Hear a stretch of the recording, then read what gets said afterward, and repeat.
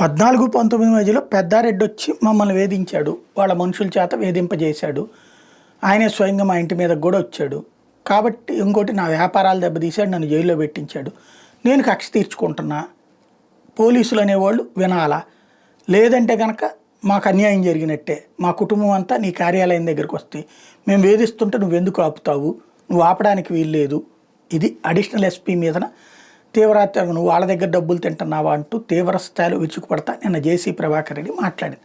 Press conference పెట్టి మరి పచ్చి తిట్లతో జరిగినటువంటి.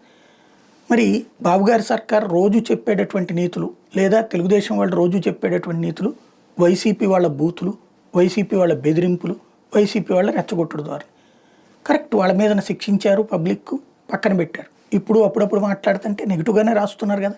మరి ఇది ఎందుకని రాయరు ఈనాడు జ్యోతి? ఎందుకు దీని మీద డిబేట్లు పెట్టరు? ఇదే మాట వైసీపీకి సంబంధించిన నాయకుడు ఏ కొడాలి నానిను అంటే, ఏ లేకపోతే అతని పేరు నాని ఎవరు కాదు, అసలు ఏ నాయకుడు అన్నా ఊరుకుంటారా? బ్యానర్ హెడ్డింకులు, ఫ్రంట్ పేజీ హెడ్డింకులు, ఇంత అహంకారం, కొవ్వెక్కి కొట్టుకుంటున్నారు, తాట తీస్తా నా కొడకల్లారని కూడా మాట్లాడారు కదా. ఇప్పుడు మరి ఇదంతా ఏమనాలా? అంటే ఒకళ్ళు చేస్తే శృంగారం, ఇంకొకళ్ళు చేస్తే విచారమా?